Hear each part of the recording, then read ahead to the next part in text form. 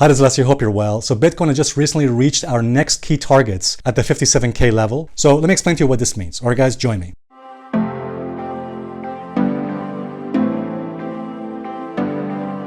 All right, guys, welcome back. Just a very quick update for you on Bitcoin. Currently, I'm staying in a hotel in a beautiful area of England, really picturesque and just serene. So I thought it'd be a good time to get away from London. Now, about Bitcoin. So some time ago, you may recall, I put out this video and I talked about the MACD crossover on the price of Bitcoin. You may remember that. And I said that because we have a MACD crossover below zero on the daily chart of Bitcoin, that is usually a positive and bullish sign for Bitcoin, especially when it occurs in an uptrend. Not so much in a downtrend, but an uptrend, when we get a MACD crossover, that is typically a positive and bullish sign for the crypto. We had a MACD crossover on the daily chart very recently.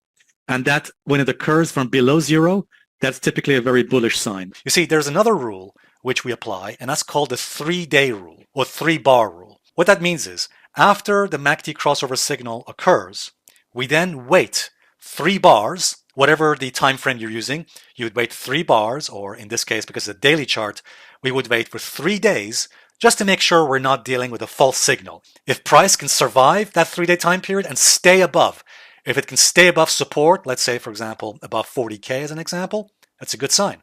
It's a sign that potentially may have a bottom on the price of Bitcoin. Now, I mentioned in the previous video that we have to wait at least 3 days for the MACD crossover to prove itself. And I also mentioned that as long as Bitcoin stays above 40K after the MACD crossover and after 3 days, that is a good sign. It's a positive sign for Bitcoin.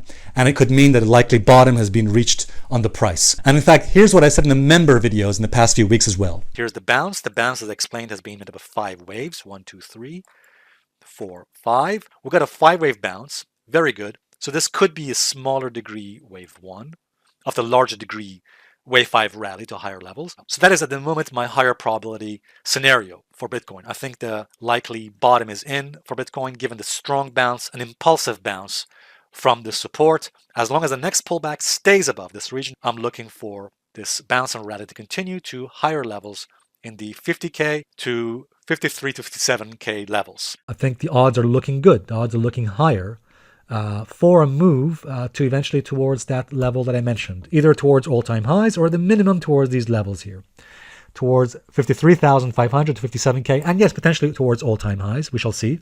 I'm leaving that door open for a potential move towards all-time highs. This could potentially be the wave 4, and we may have one more push to take us into 55K to 57K.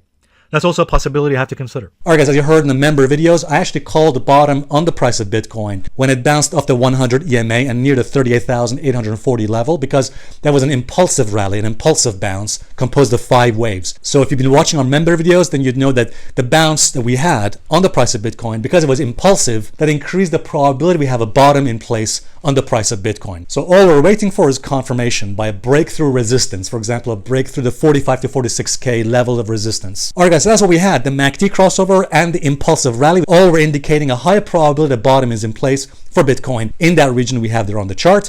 And now we've seen a strong rally to our next key targets at the 53K to 57K range. All right, guys, so far so good. By the way, just to mention here that a lot of YouTubers, when the price of Bitcoin dropped in January, a lot of YouTubers and analysts at the time were saying that, okay, Bitcoin is topped and that we're not going to drop further. I disagreed with that view. I disagreed with the view that Bitcoin is topped. And that's why I mentioned the MACD crossover and also the bullish impulsive rally we saw off support, which indicated the likely bottom is in place and that we could potentially move higher to our next key targets at the 53K to 57K range. Okay, so here's what's interesting. The next key resistance is going to be here at the $57,000 region approximately, because that is a 78.6% retracement, Fibonacci retracement of the previous decline we had in Bitcoin. So the previous decline we had back in 2022, if we measure the 78.6% Fibonacci retracement, that brings us to a next key resistance, which may create some kind of a pause in the price.